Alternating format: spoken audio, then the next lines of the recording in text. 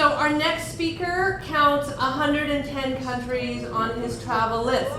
And besides having that as being one reason to be very jealous of him, he travels everywhere with his better half.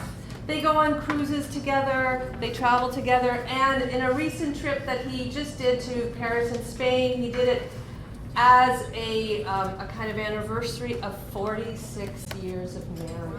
Wow. All right, now that is a happy life and a life well lived. And all that, I haven't even started talking about what he does, which is one of the best photographers, travel photographers, known especially in BC. He's published in journals all over the world, and he's one of the people who's gotten into the National Geographic Traveler, USA Today Online, very prolific. I know that we've been talking about Bateman earlier. He's got paintings that often look like photographs. I find David Smith's photographs often look like paintings. Yes. So I'm very, very pleased to welcome and hopefully not be too much in the way anymore. So, do you want me to keep talking? Okay. 10 seconds. Okay, 10 seconds. Okay. So he actually does tutorials, and he will not only be judging our photo contest today, but he will have 2 DVDs with his tutorials to give away as part of the draw. Wow. Are we good? David Smith, all right. Well, Bela grabbed me. I was recently attending a meetup in January, and it's the first time in 3 years that I've actually spoke to anybody about what I do. And within 10 seconds of my introducing myself at the meetup, Bela comes, can you speak at our conference? Can you? And it turns out I could, because I'm between trips. I mentioned in a tweet this morning that I brought toothpicks to prop my eyes up because I was in Paris 24 hours ago. So I woke up at 3 o'clock this morning. Do you want us to? Anyway, but however, before I start, what I want to do is, hopefully the sound works and everything works. I'm going to show you a very brief multimedia slideshow entitled "Life Over the Rainbow."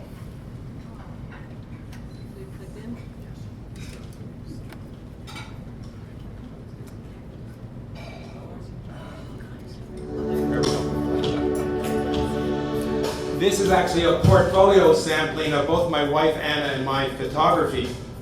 Initially, you'd think we were nature photographers. These are geese in the island of Paros, Vancouver. Actually, not Vancouver. We're in the Maui Ocean Center. Now you see people with these photographs. In fact, our passion is the photography of people and culture around the world. This is in Panama City, Rio de Janeiro. The flamenco in, believe it or not, Mexico. Lima, Peru.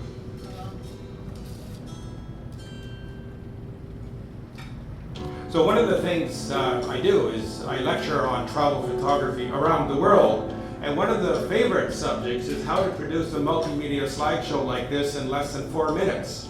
And with today's software, you can do that with these wizards. St. Petersburg, Russia, St. Catherine's Palace. This is in a little town called Sinop, Turkey on the Black Sea. The Gay Pride Parade in Vancouver. Half Moon Key in the Bahamas. Why is this man not wearing pants? A mud bath in Turkey. This is in Hoi An, Vietnam. I'll be using that picture as an example of photography technique shortly. Back to Russia. The San Blas Islands off the coast of Panama. The tango, the dance of love in Buenos Aires. Iceland. Dominican Republic. You've got to remember where these pictures were taken. This is an incredible festival in Peritins on the Amazon River in Brazil. Another gay pride parade in Vancouver. kids on the seawall in Vancouver. Cowboys and a cowgirl, Kamloops, British Columbia. These folks were not smoking just cigarettes in St. Lucia. Tahiti, St. Petersburg, Russia. Look at the eyes. Antigua, Guatemala.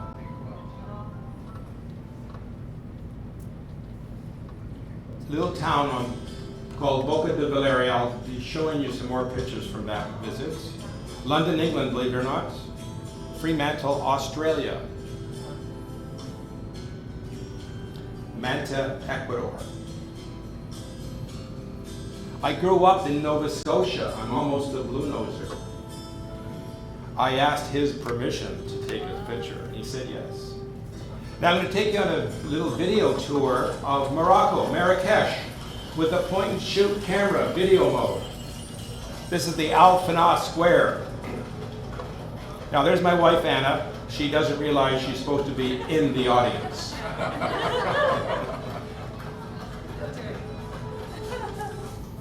Waikiki. Bali. The floating market in Bangkok. Syracuse in Sicily. Karnak Temple, Egypt.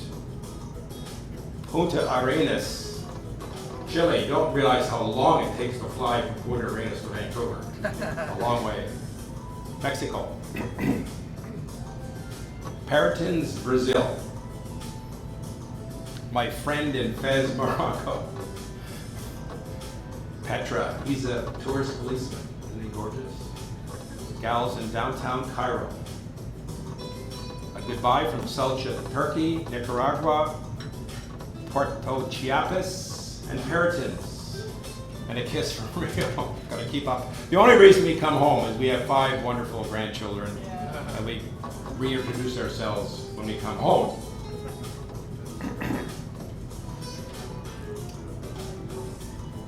Now you're gonna like this next little video clip. This is in Mykonos, in Little Venice. So the next video is from Costa Rica, zipline.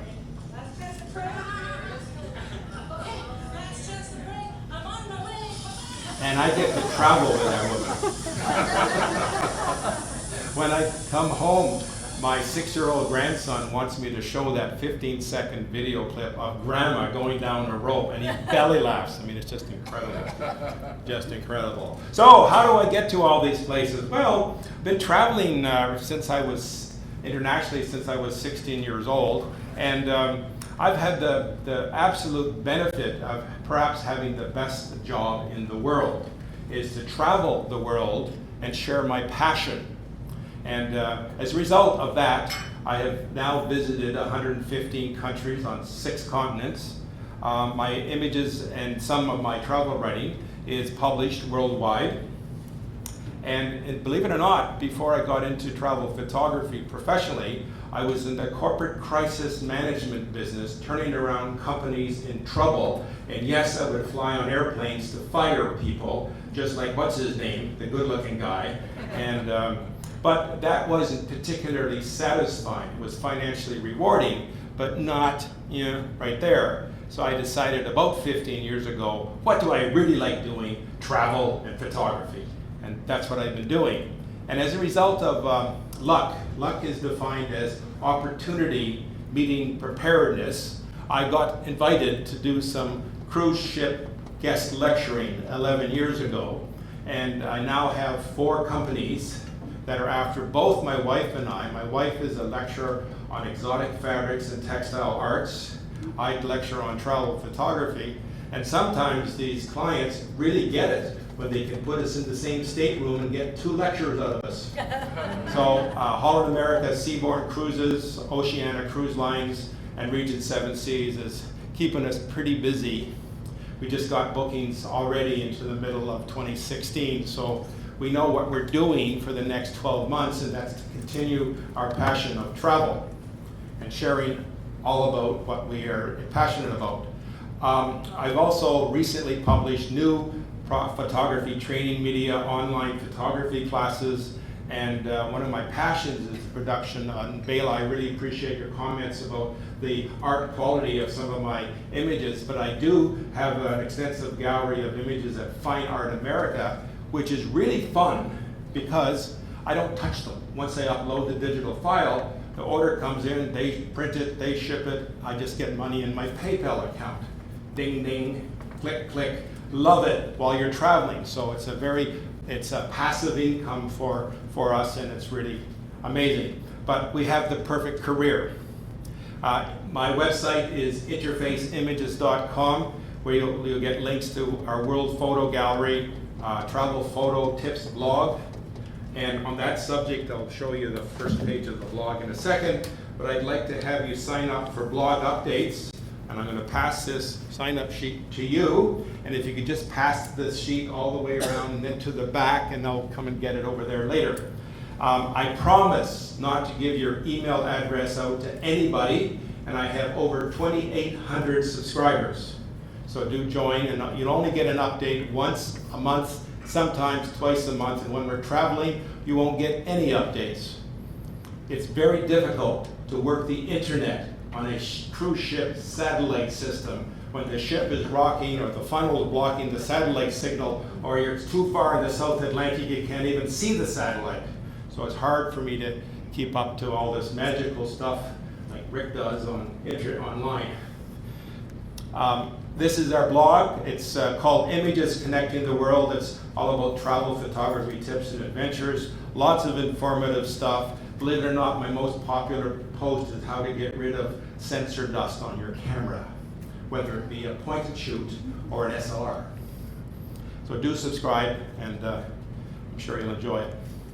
Now, your challenge is to tweet something that includes my internet handle, Interface Images, or retweet anything I tweet, like my Facebook page, and subscribe to my blog updates. Now, I'm not smart enough like Rick, who can figure out when this happens instantly.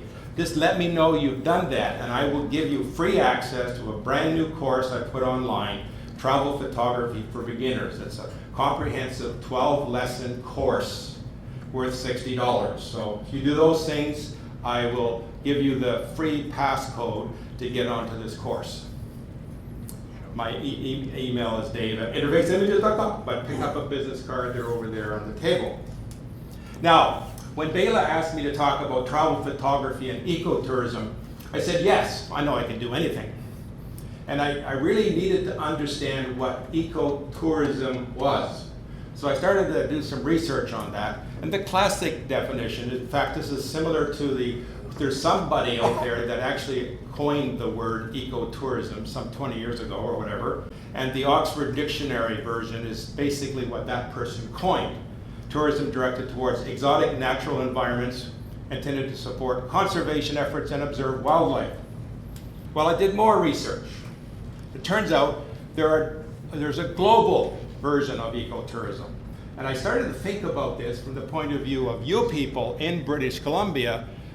You don't have a lot of historic culture. You have native Indian culture and nothing else. All the culture that comes into this area is imported. People move here. So it isn't a big thing, so naturally you're interested in the environment. So this previous definition is what most of you, in fact, all of you submitted in relation to the photo contest, all about nature.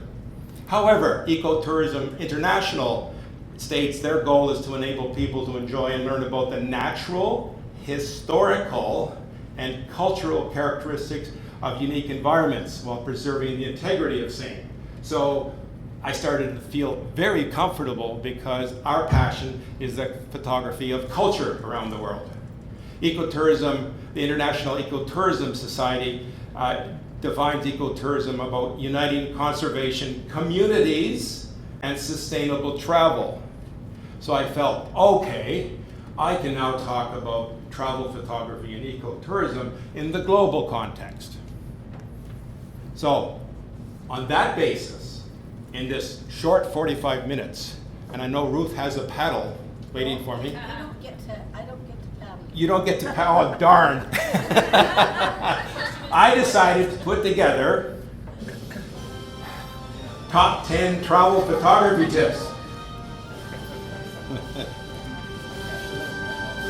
Okay, number one, make friends with your camera. This is really important. A lot of people just pick up their camera and they don't know what to do with it. They just take pictures. They're obligated to take pictures. Make friends with your camera and get to know it. An intimidating idea for some of you. But get out of your auto.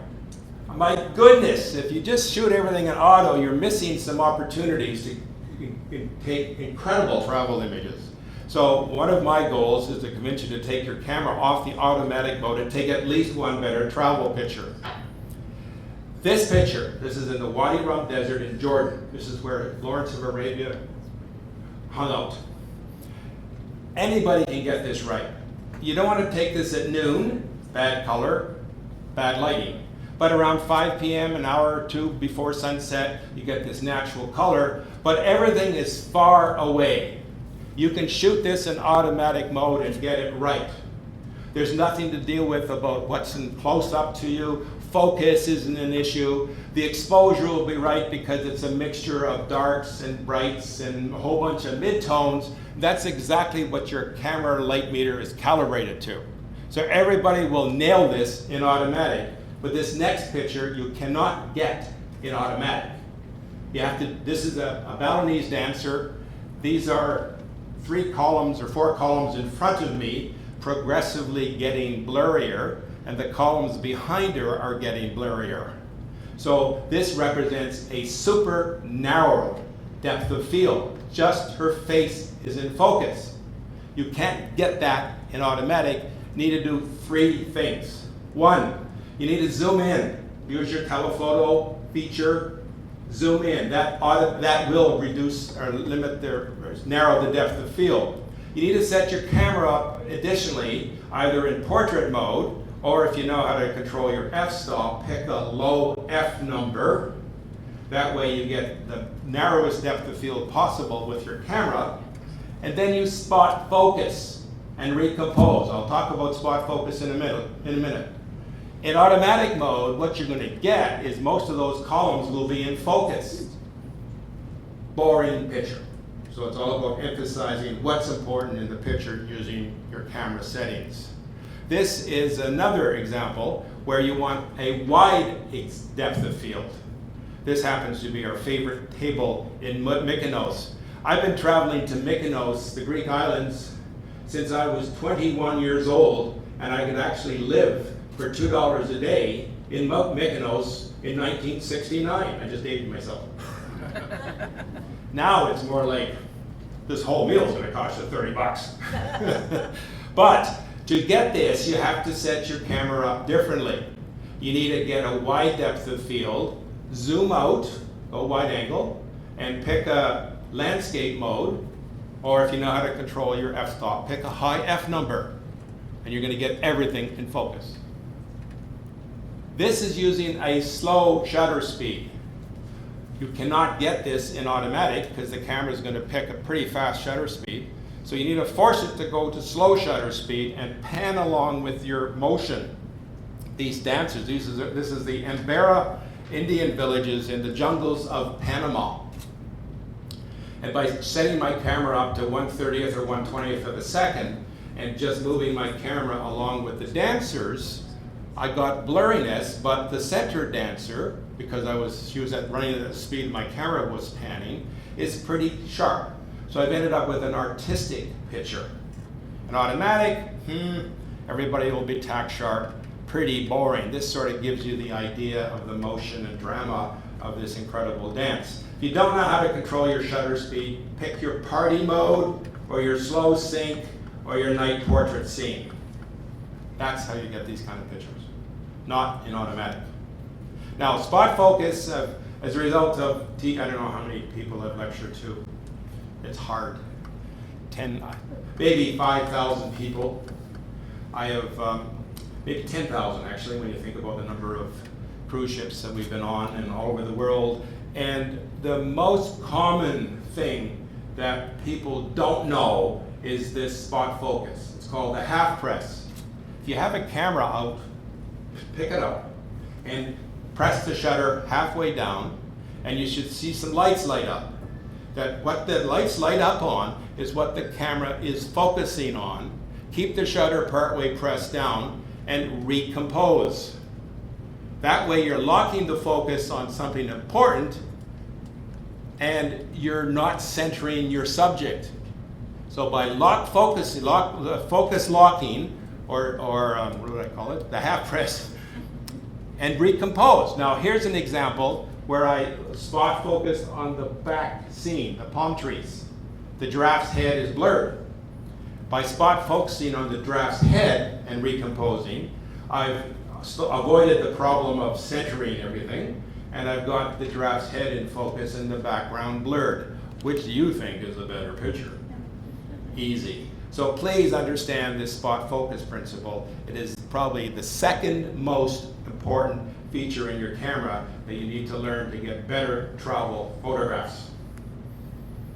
Now, I'm going to talk a bit more about capturing local people and culture. This is my tip number 2. When you travel, you've got sounds, you've got color. Unfortunately, we can't record these wonderful aromas of restaurants and spice bazaars and all that, but maybe one of these days we will. Be sure to capture this. You want to capture it. This is perhaps the most interesting part of a travel portfolio. Is there's great scenes. Yes, you can get animals, but if you include people in your portfolio, you're going to make it more interesting for people. Practice your camera technique before your trip, of course, and oh my goodness, you wouldn't believe the number of people. They've just spent $5,000 on a cruise. They're going to a location that they will never, ever visit again because it's too expensive, and they left all their memory cards in their hotel room. So make sure you bring extra batteries, charged batteries, and memory cards. Now, I judge at a lot of photo contests and a lot of camera clubs. And I would say 85%, maybe 90% of the images submitted for judging in camera clubs are photographs of mountains and birds and flowers, and that's because they don't talk back at you. So I'm going to encourage you to maybe change your viewpoint and go further in exploring what your camera means to you as you relate to people and culture around the world and locally. It's intimidating to many of us. Well, if that's the case, photograph inanimate faces. Here's animals. This is an orangutan in Thailand. He sort of talked back at me. This is a spider on the Amazon River. Yeah, this makes me shiver when I can't believe I got that close to it. And these are mannequins. They won't talk back at you.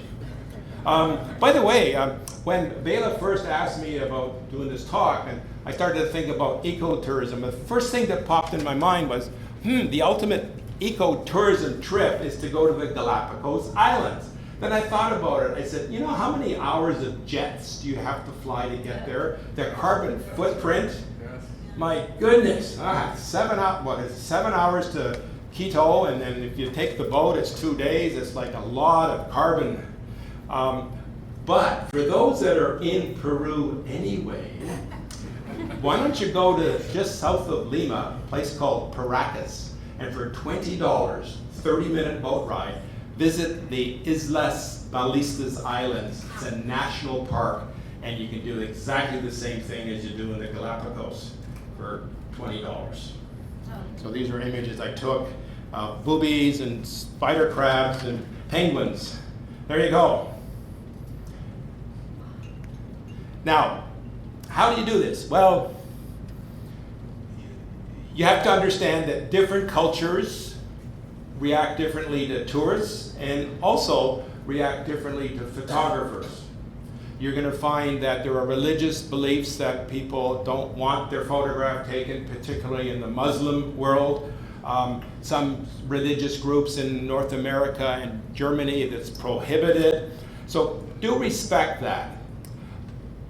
But what I've learned that even though the Muslim world kind of restricts photographs, that if you're in Egypt, and we were there just 4 months before the Arab Spring happened, everybody said yes, even women. They were very welcome to getting their photograph taken. In Morocco, we've spent 3 weeks in Morocco, with only one person, only one woman said yes when I asked her to if I could take her picture, and that's because we had lunch in her home. And all others said no. Turkey, quite a different situation. People are more receptive, but it's different around the world. In the South Pacific, particularly if they are local islanders and not imported from France or other places, they are so warm to getting their photograph taken. And any Latin country, Central, South America, Spain, most of Italy, are totally warm to getting their photograph taken. So it's North Americans that are hung up. But I'll talk about that in a few minutes in terms of how you can actually capture local culture with your camera. Practice your camera technique. You don't want to fumble with your camera in front of a person you just met and you want to take their photograph. You want to think about what your camera setup is going to be before you approach them. Experiment with people. You know, I used to use telephoto lenses. Not only are they too heavy to carry, I don't use them. I like to interact with people. I use my standard lens, even wide angle, and use that. As a result, I am interacting with people even more. Children anywhere in the world, few hang-ups. This is a shot. We were in the Capo Verde Islands when were we? January. Street photography is a style. It's very popular, actually, where the person doesn't know you're taking the picture. This picture on the left in the UNESCO World Heritage Site of Antigua, the old town. These two gals were selling bananas and raspberries, I guess. No, radishes. Two locals. There were no tourists in this area, and I had a telephoto lens on my camera. They were a good half a block away, and oh my God, look at that, click, click, click. Suddenly, they turned right and they disappeared forever. In fact, I only got one photograph, and I'll talk about how that photograph was modified later. This is a man smoking a shisha pipe in Aswan, Egypt. I converted it to black and white. I just thought that was the mood. So these people don't know their photographs taken. I don't do this a lot anymore, but street photography is a very popular form of photography. This young lad is in the Maui Ocean Center. This big great white shark was floating around, and I just sat there. I sat there for 30 minutes on my butt with my elbows on my knees and my camera in my palm. It was going to be a slow shutter speed because it was sort of dark. This shaft of light was continuous because it's always there, and I just waited for someone to interact with this shark. So this is all about perhaps the ultimate ecotourism photograph of interacting with nature without ruining them. This is such a good photograph that the Maui Ocean Center sells it. So next time you're there, buy it. They'll order more. This is an example of street photography in Buenos Aires. We did a walking tour. Many do food sampling walking tours or bike tours. Well, we did a walking tour of street art. Buenos Aires is very famous for that because they don't prosecute the artists, and you get incredibly good artwork. So I took street photography of street art. This is a momentous event, this particular photograph. This was photographed about 8 years ago in Panama City in an area that used to be called Casco Viejo. Casco Viejo is the old Spanish colonial area that had been totally run down, dilapidated, filled with crime, and the word is you don't go in there by yourself, you get someone to escort you that knows what he's doing, and that's what we did this time. I saw this wonderful man selling barbecued meats on the street. I asked our driver, could you please stop? I'll sneak out and get his photo. And I'm really worried, got all this camera gear, and suddenly, as soon as I got out of the taxi, I heard the screaming and people running towards me, and I'm going, here I go. I'm going to get mugged, I'm going to lose all my gear, and I'll find something else to do. And all it was this woman and 2 children running up to me and begging me, would you please photograph my children? All she wanted was her children acknowledged. There's the one little baby wasn't happy, but this older sister was. I mean, that really opened my eyes. Now Casco Viejo is called Casco Antigua. They've really built it up, not built it up, they've restored the whole area. They've got tourist police everywhere. It's totally safe to walk around. So this really changed my viewpoint about what it means to be a travel photographer. So what I do is when I see someone I want to photograph in a fresh market or on the street or just in a train, perhaps on a bus, I make sure that that person knows I have a camera. I put it around my neck. This is a small camera. I don't use this a lot. And I just make sure that they know I'm taking pictures. I do not want to surprise them by coming up to them and going, click, surprise! You're going to get this really ridiculous look, and you're actually going to scare them. So I make sure they know I'm into doing photography, and then I engage in any type of communication I can. If there's a language barrier, I'll figure out some words in their language. Salim alaikum, buenos dias, como está? I do something. I talk about what they're selling. Where is the library? Any interaction. And then when I feel appropriate, I'll say, oh, by the way, photo okay? Or if they don't understand English and I can't speak any of their language, I just point to my camera like that. Simple. And then you'll find that 85% of the people will say yes. And if you're slower, 95% will say yes. Then you ask me, I create your picture. That's a little subtle English difference in taking your picture. And it's amazing what happens. If there's a negative response, move on. There are only 7 billion people in the world to photograph. And then come back later and you'll be surprised the second time they will say yes. This gal is in Colombo, Sri Lanka. And I mean, this is one of those ugly, hot, humid, noon sun. Photographers hate that kind of situation. It's glary. But she had put herself under an umbrella. I was walking along the street. She had these beautiful eyes, and I just simply said to her, I just love the light on your face. May I take your photograph? And she said in perfect English, of course you can, with an English accent. So it's really quite amazing. So it's just all a matter of the passion that people perceive you have really makes a difference if you show an interest. This man, no problem. He's in Key West. He sells key lime pies, and he sees a tour bus go down. He runs out with his pies. Take my picture. I'm actually good friends with him. Kermit is his name. He gives me free key lime pie ice cream bars. So notice he's dressed like his building in the back. So these kind of people, photograph them. It's part of the adventure, the experience. Now these folks, I think I'm in St. Lucia here. This is a Sunday, and they were just hanging out just like that. And I walk by down the street, and these guys are really cool the way they're posed. And I said, hey, fellas, can I take your photo? And what did they start to do? They want to stand up straight, right? Line up. Well, no. I said, go back to your pose. So this is exactly. Now this guy had to sneak in a little, hang ten, what do you call that? I know that you're taking my picture, but it was really neat to talk to these guys. And this man in Samoa actually came across the street to me to ask me to take his photo. I mean, there are people who will do that. They're just like, oh, I want my photo taken. And let's look at that. He's so proud. He just wants to be acknowledged. Of course, I'll take his photo.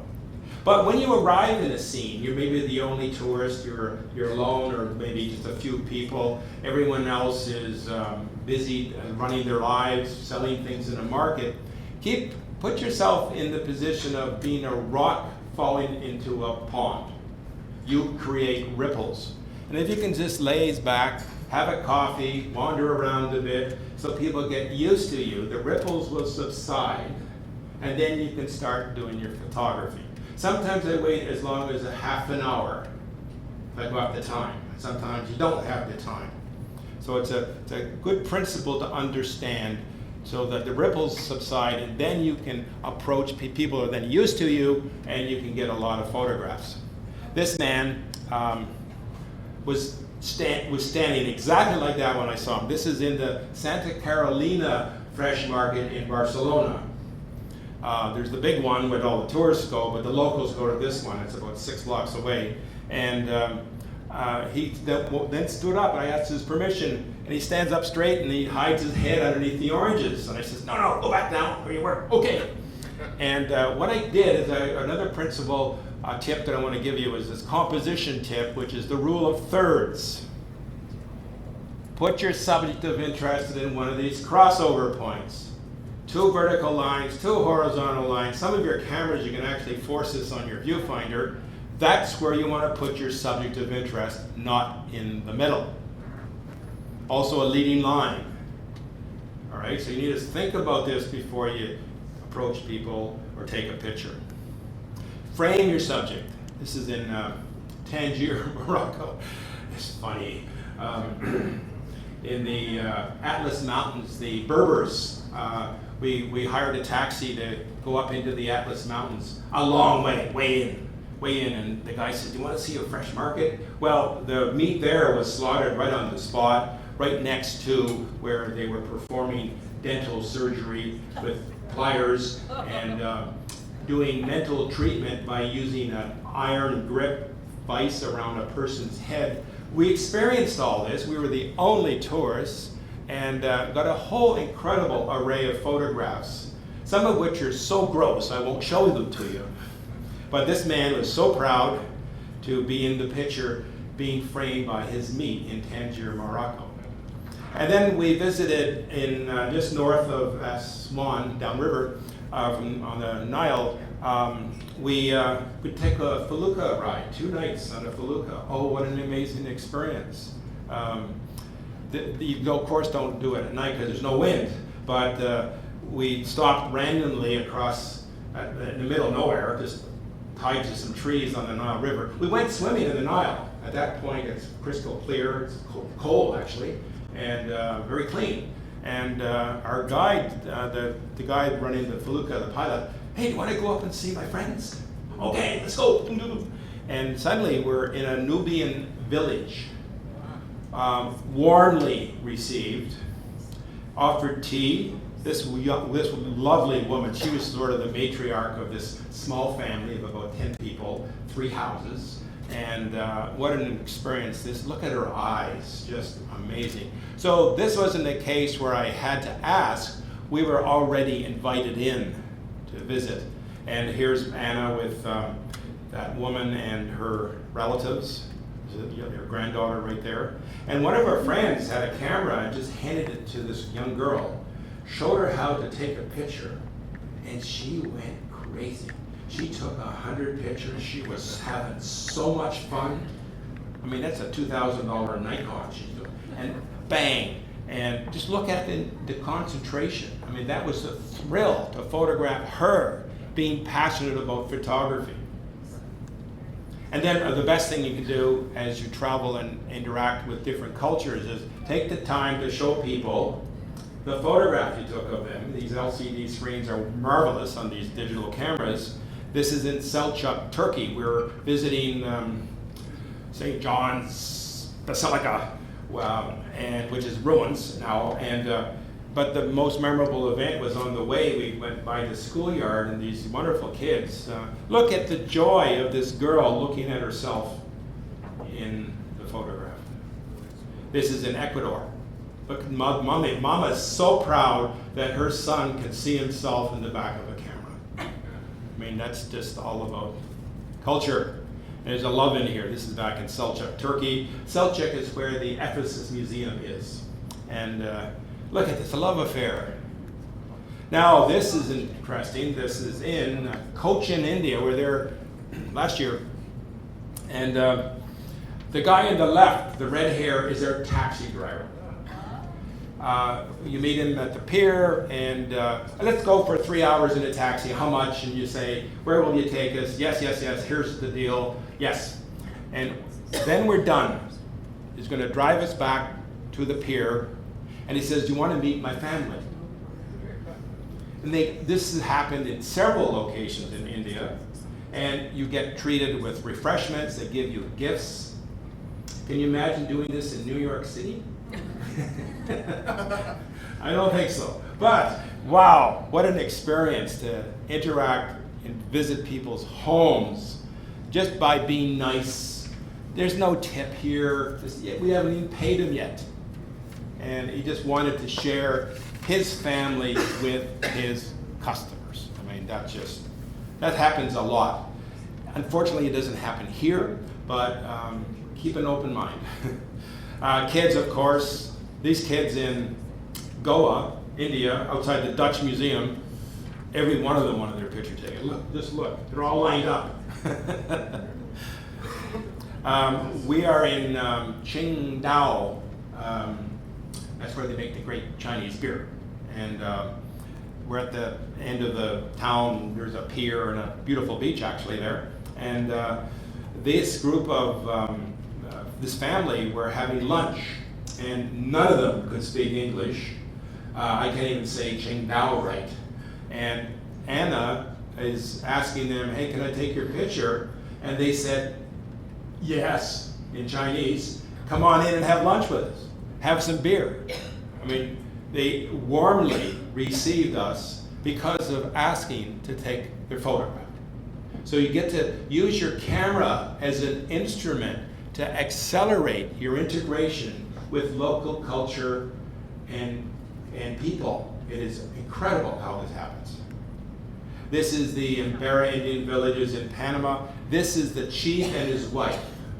This is perhaps one of the most photogenic photo opportunities I've ever had, was to show up in these long boat canoes. It's a 30-minute boat ride into the jungles, and this village warmly welcomes you, gives you a tour. They want to sell you handicrafts, and I'm going to tell you this. We bought a lot of handicrafts. You have to support local communities around the world. Buy their artwork, buy their handicrafts, their rings, their necklaces. They need it to survive. We use that as a leverage to be able to integrate very closely with local cultures and photograph what they're doing.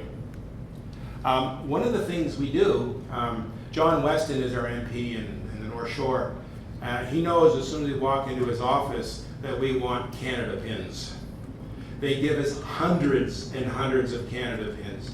West Vancouver, where we live, has one of the highest tax rates in Canada, and one reason is that they give out these incredibly good quality West Vancouver pins. As long as having a $3 million doggy walk. So we get loaded. We go to the dollar store and we load up with stickers and pencils and anything, just stuff. And it's amazing how that really is a memento that people appreciate. Here we are in a little tiny island. You probably have never heard of this island. If you have, put up your hand. Isla de Providencia. This is part of Colombia. They don't lock their doors. There's one policeman on this island. It's totally safe. It's not like what you think. And but it's so far away from anybody. And here's Anna giving out pins to these lovely kids. Look at the fashion plate on the right with her beaded hair. Isn't that cool?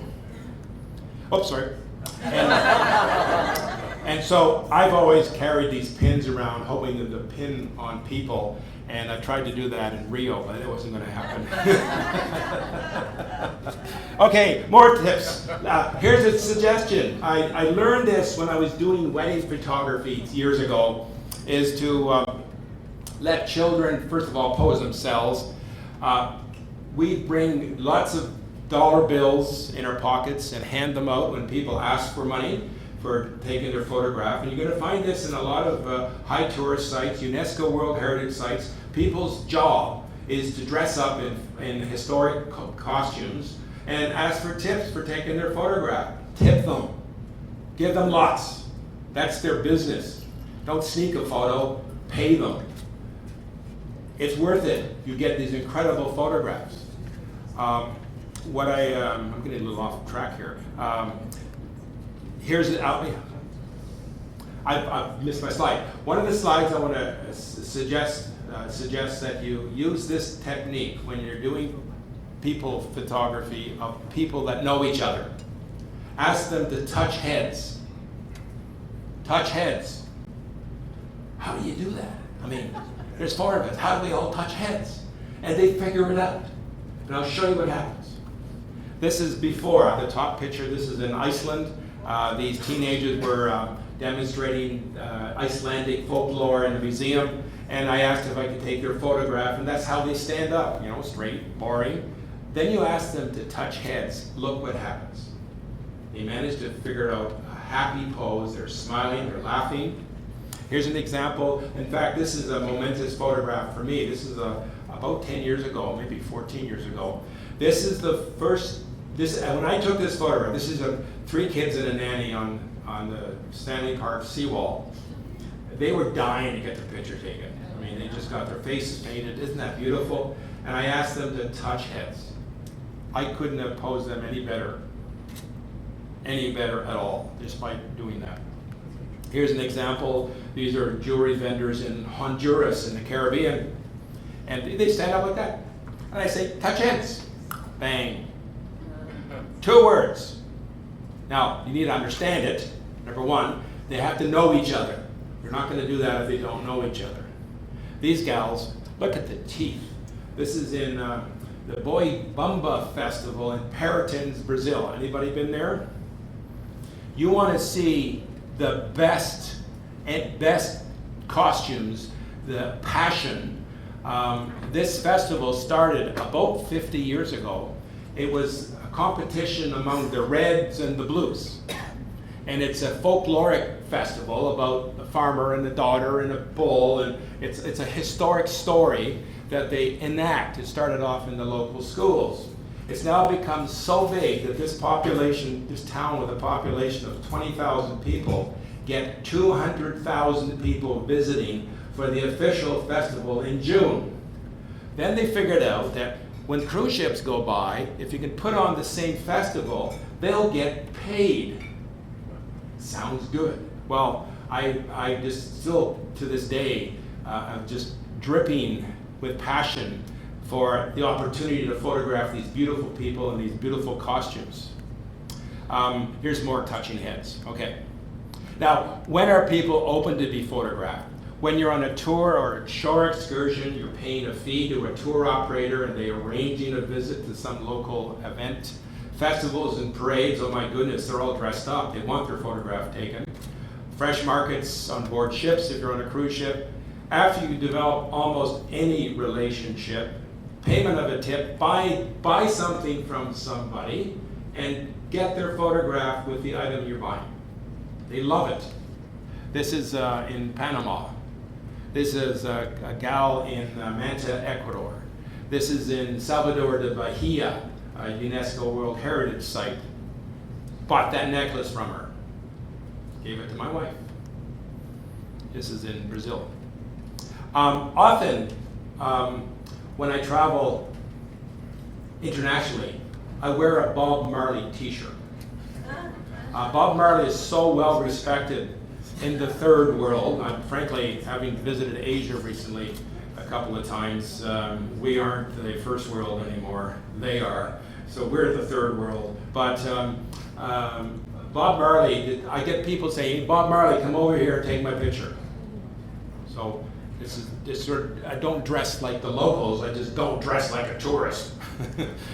This is one of my favorite photographs. This is a young couple in a small village near Huatuco, Mexico. And the light was streaming across their faces in this absolutely perfect way. And I just went up to them and I said, Buenos dias, I have to take your photo. And she, look at the smile on the lovely lady. And this man just waved like this. Look at his hand. You can see he's got some math notes on his hand. I love this picture. This is a spontaneous photograph. I walked by and I just simply said, Buenos dias, I gotta take your picture. And they said yes. Quite amazing. These are more shots in that Boi Bumba festival in Brazil. Brazil is really interesting in the context of the different cultures. You've got of course, the Carnival. I'll show you some a collage of some images from a small village and how people get dressed up and use their local products. These are more examples of that festival. I still get passionate over this. I shot 1,200 photographs in an hour. It was that good. Now this gal, reminiscent maybe of the Afghan Girl by Steve McCurry, National Geographic. This is in the fresh market in Kusadasi, Turkey. This time we decided not to go to Ephesus, which everybody does, but once a week, or maybe twice a week, Tuesdays and Fridays, there's a fresh market just for the locals to go. And I found this fresh market, and there were tarps over. It was a sunny day. The tarps created this soft light. And I saw this gal, she's Muslim, and there's no way I did not want her to say no. I was just dying to take her photograph, the light and everything. So instead of approaching her, I approached the person across the aisle from her, who was this gal. You could tell she's just dying to get her photograph taken. She's selling these weird colored beans. Took her picture. Then her friend jumps in, take my picture with your friend, and then said, this is her husband. This is like a family, they're selling stuff. Right across from this lovely gal. And guess what? When I asked her, she said, of course you can. So it's all about tactics. So this is perhaps my very favorite people photograph I've ever taken because I wanted to take it so badly. This. Okay, in the Fiji, we were there recently, last year, the fresh market. I can't even remember the name of the main town in Fiji, but whatever it is, they have a huge market, and never have I experienced a warm welcome as you get in Fiji. People would come up to you and please take my photograph. I mean, I want my photograph taken. I'll show you my stuff. It was quite incredible, the reception you got as a travel photographer just by walking around. It was quite amazing. So I don't want you, when you're out there, to think that people treat this subject like they do here in North America. You're going to find internationally your camera can be a very effective tool to integrate yourselves with local culture, and local culture will then get to know you. And I'll tell you a few stories about what happens as a result. It's more Fiji. We visited the long neck villagers in the Karen tribe in northern Thailand a few years ago. This is near Chiang Rai, and you might recognize some of these people because they've been featured in National Geographic. Look at this. The beautiful eyes, the beauty, and also the young girl. You can tell my wife I said that. She's not here. And just amazing. They were teaching kids, and we were invited into their school, and they asked us to tell us where we were from, and Canada, and what's all that about, and we got to teach the kids about Canada. And this is one of the little kids. Isn't that gorgeous? This is the girl that you would recognize from National Geographic front cover about 10 years ago. And that article really changed things around for this long neck villager tribe. They realized that if they kept their rings going, they were starting to fade out, and it was like a traditional thing that was fading out. They decided, oh, maybe if we kept that going, we'll have visitors and we can make arts and crafts, and now it's a business for them. It's their livelihood. They don't really leave their community. People visit them, you pay an admission fee, and you buy handicrafts from them. So we left them with at least a couple of $100, and we got a bunch of really cool handicrafts and a lifetime experience. Here's more here. Just incredible. Here's the lady with no teeth. And we were genuinely, warmly received. Come on to our houses, we'll see you. You can see us using our looms, and it was like, holy mackerel, this is just a lifelong dream to integrate with these kind of unique people that are so wonderful. I saw one of the photographs in the contest was from Namibia, and we have visited there several times. And these are the Himba natives. They come down from northern Namibia into the towns on the coast, and basically to sell their handicrafts to visitors. And they're all dressed in, well, they're not dressed actually, they're covered in mud. Their hands are mud. How's my doing on timing here? Yeah, we should probably get with the Okay, contest. I'll finish up. So this is like a really beautiful people. You get to, the paddle is supposed to go up. So one thing I want to encourage you to do, if you don't get to travel, you've got cultural events in Vancouver. Vancouver is so international, you are so lucky. Visit the Chariot Parade, the Caribbean Festival. There's a Greek Day. On Canada Day, people are dressed up. The great Pride Parade. There's all kinds of stuff happening. You don't have to travel to get local culture. And I'm kind of disappointed that there was really no photographs of our First Nations in the contest submitted. I mean, you got a culture here. You need to write about it. You need to cover it. You need to photograph it. Beautiful. The BC Museum of Anthropology, incredible opportunity to see local culture. I'll skip through some of this stuff here and I'll get on. And so, research your destinations. What I'm talking about here is Coles to Newcastle, right? But one of the things I want to encourage you to do is look at UNESCO. UNESCO has designated areas around the world that are special, they're cultural, they're environmental. So please go to UNESCO and you're going to get all kinds of ideas about what's going on in terms of what's environmentally in danger, for example. That's about treading softly. There are 46 sites in danger. You might want to visit them because they may not be here for a while, either through weather or war or conflict or pollution or over-tourism. Remind us. And what I also want to encourage you is to create photo stories. And one item I want to get to, I'm a little late, sorry, is use your exposure value button. This is the most important thing you can learn about your camera. This is a button that has a plus-minus symbol.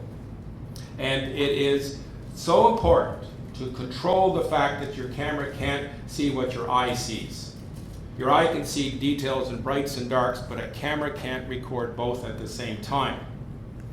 This is an example of a sequence where on the top left, that's the photograph you get, unless you do something pretty boring, very harsh, bright lights on his face. In automatic mode, your camera will generally expose to the background and your faces will be dark. So you need to do something, and that's to increase your exposure value, overexpose the shot to lighten up his face. Sunsets, you want to underexpose. The sunset in the top left is what my eye saw, but the camera doesn't record. It gets confused by the brights and doesn't know what to do with the sunset. And the result is, when I underexpose, you get a shot like this. Now, what I'm not going to do is continue because I knew I'd run out of time. And what I've done is I've put the content of this presentation online. So for the other rest of the tips are online. Visit my blog. You can access the top 10 travel photography tips for free, and you can see all the other stuff that I missed because I wasn't sure how long this would take. Obviously longer. And what I want to do at this point is make reference to